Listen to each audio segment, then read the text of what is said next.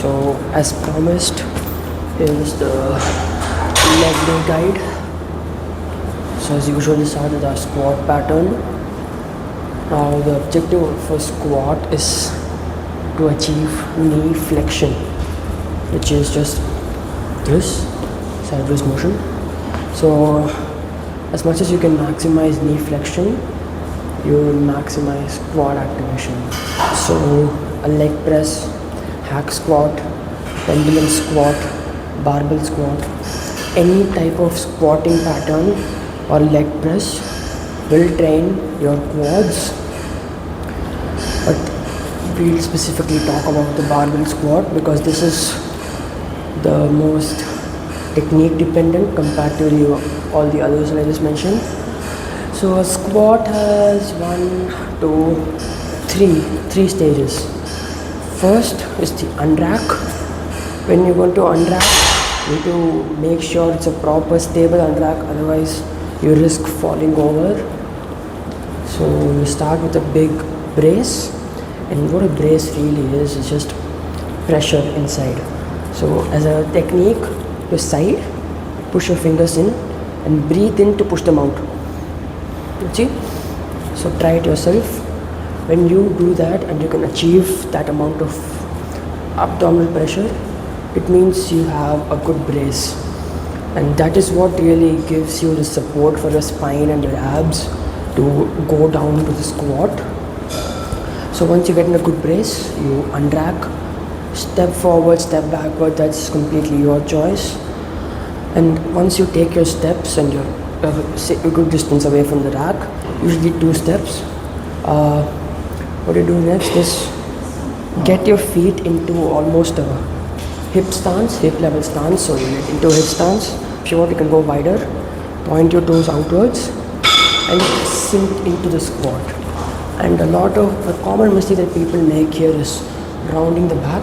So instead of going down straight like this, they go down like this, which then turns it into a lower back exercise rather than a quad exercise, which you do not want, which causes injuries. And that's it. You go down and come back up. Keynote: for many years people were saying you should not let your knees pass your toes. They said it will ruin your knees, but it's actually the opposite. The farther away from the toes your knees can travel, the better your knees are. So don't worry about keeping your toes parallel to your knees. You can let your knees travel very far. And the only reason you want to go like with your knees parallel to your toes, you want to train your glutes in squat, which I won't heavily recommend. Another key note: before you sink down for the squat, make sure your pelvis isn't tilted like this, because then that would ruin your brace. Additional, lifting belt. What this does is, remember the brace we talked about? This will help you do 2 things: learn how to brace better and give you a better brace. But that's it. I'll squat now. It's the same 70 kilos. Once I get to 12 reps, I'll go up on weight.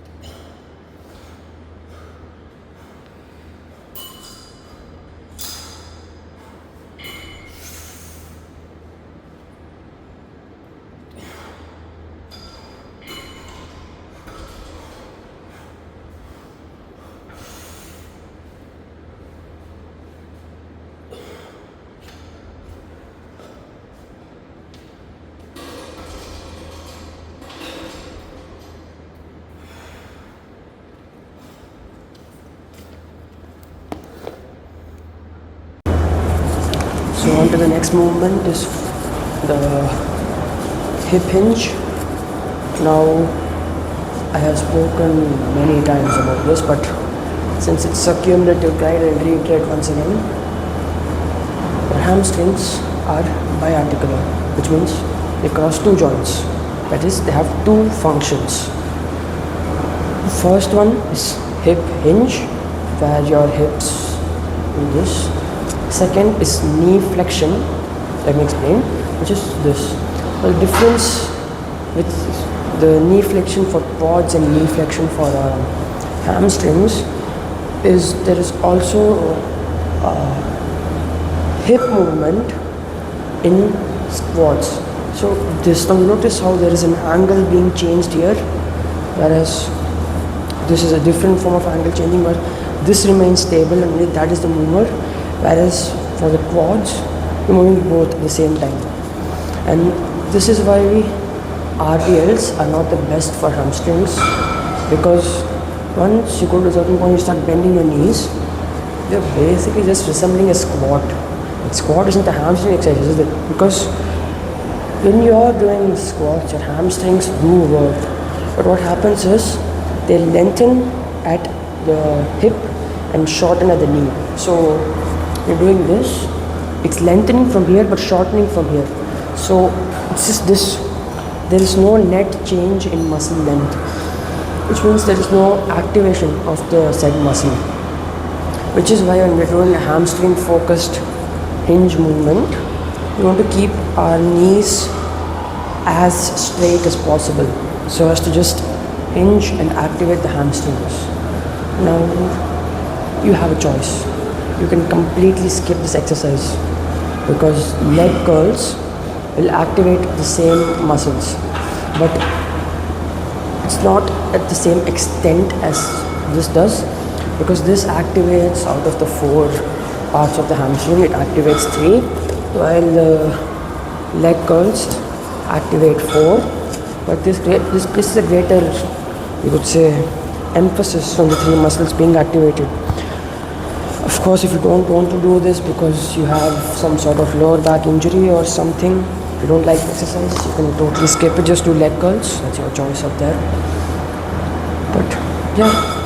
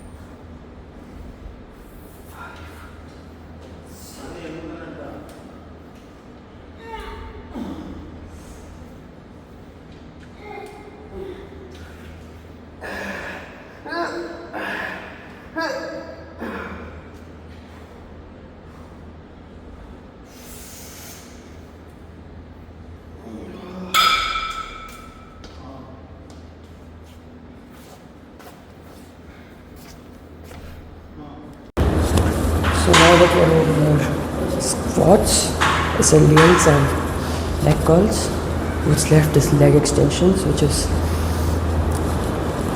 some would say arguably, but I would say the pinnacle of quad training, because squats, quadriceps squat, which means four heads. Your squats beautifully hit the teardrop here and everything down here, but there is one muscle right up here called the rectus femoris that is only hit by knee extension, which would be this.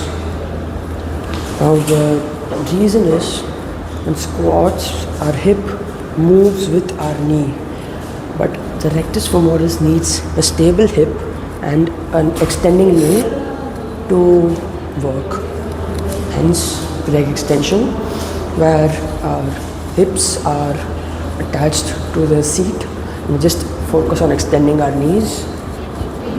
There's no big common mistakes except for the misconception that this ruins your knees. It's quite the opposite. This is great for knee health as long as you don't ego lift. If your machine has the handles on the side to hold, you can try using lifting straps to make yourself more stable. Otherwise, since mine doesn't have it, I got a hold under it.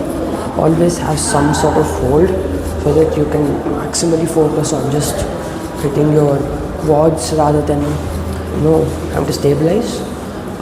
If you can't do squats, if you can't do any squat variation, well, first I get that checked out. But if you can't do a squat, you want to still train your quads, 2 to 3 sets of this and you're fine. And since this is one of those exercises like leg curls that isn't too taxing on the body, too fatiguing, you can easily do more than 2 sets of this. That's all there is to say.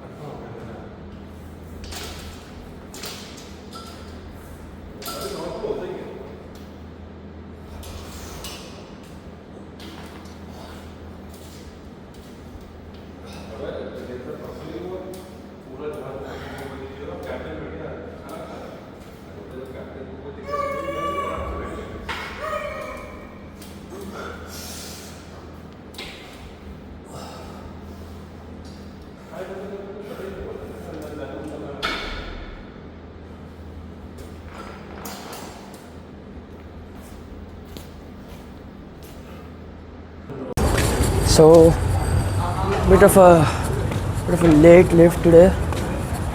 Went late, so yeah, understandable that. I was mostly able to explain all the leg exercises that I do for my leg day. Of course, if you got any questions about it, feel free to comment.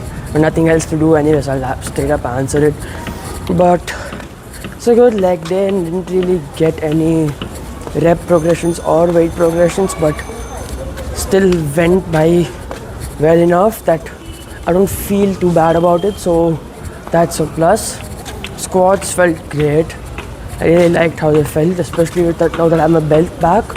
Of course, I can still do beltless squats, doesn't mean I lose the ability, but I'd be lying if I said that a belted squat doesn't feel better than a beltless squat. So yeah, that's that. So finally back on track with my squats now. My hinges feel great too, my hamstrings been growing a lot. strength wise and size wise I've seen noticeable gains. Same with my quads. Leg extensions have been stalling a bit, so don't know why I'm going wrong. Maybe it's stability, but I'll figure it out. Then that, not much today. I'll be back tomorrow for chest and back, and I'll have a similar guide out like I did today explaining all my movements. But yeah, thanks for watching.